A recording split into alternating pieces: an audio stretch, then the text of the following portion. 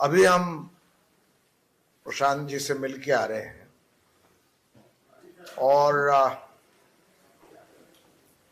उनकी कंडीशन स्थायी है पर अभी भी चिंताजनक है। डॉक्टर शंकर हमारे साथ रविशंकर जी बैठे हैं, वो आपको और विस्तार में बताएंगे। वो आईसीयू में हैं और अपना अनशन न तोड़ने पर अटल है। हम पार्टी से जुड़े होने के बाद के अलावा सीनियर हैं, उनसे हमने आग्रह किया उनसे कि वो अपना अनशन अब तोड़े और उसके कारण भी हमने बताए।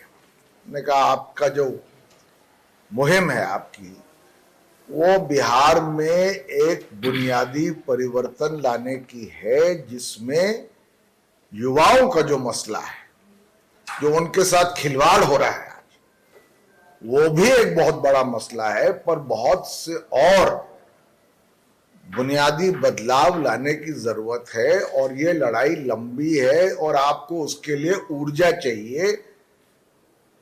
तो आप अगर अनशन पे रहेंगे, कुछ खाएंगे नहीं, आज 5वां दिन हो चुका है, आप आईसीयू में हैं, तो आग्रह हमने किया वो अभी अपना निर्णय बदलने को तैयार नहीं है।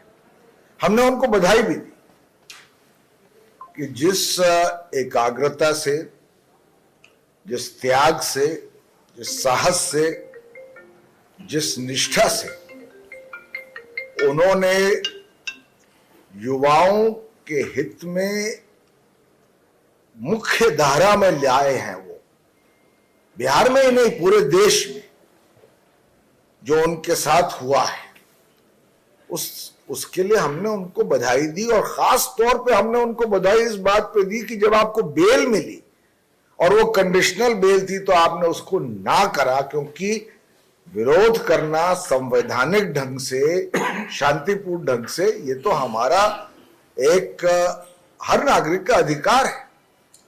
और बेल मिलने के बाद भी वो आप अनशन पर बैठे। तो इसलिए हमने कहा कि अभी आपको ये लड़ाई और लंबी लड़नी है। युवा तो आपके साथ हैं क्योंकि आपकी जो ट्रांसपेरेंसी से आपने उनकी तरफ जो कमिटमेंट दिखाया वो साबित है।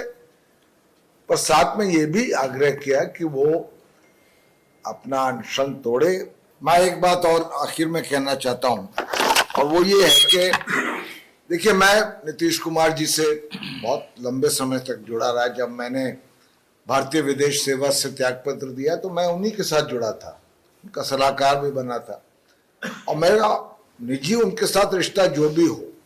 पर मैं ये टिप्पणी जरूर करना चाहता हूं कि मुख्यमंत्री 5 अभ्यर्थियों से, युवाओं से मिलने से इनकार करें, उनको सुनवाई ना दें, वो एक ऐसी प्रशासनिक असंवेदनशीलता का प्रमाण देता है जो मैं समझता हूं सरासर गलत। और मैं उसकी आलोचना करता हूं। मैं ज्यादा राजनीति पर निजी आरोप किसी पर नहीं लगाता हूं, ना पहले लगाता था ना अब।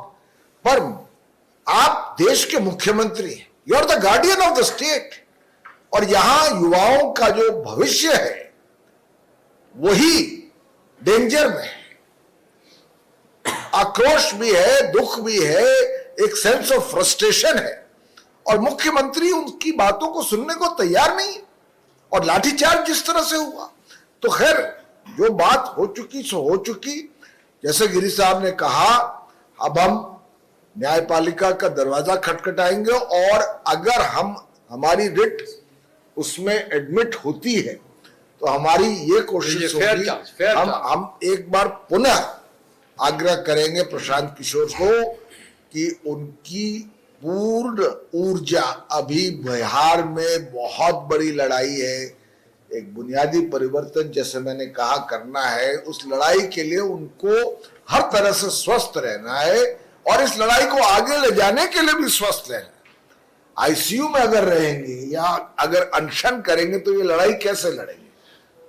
वो बड़े जिद्दी आदमी है, मैं उनको बहुत दिन से जानता हूं, मान नहीं रहे, पर मनवाना मेरा काम है बिहार के हित में, बिहार के युवाओं के हित में।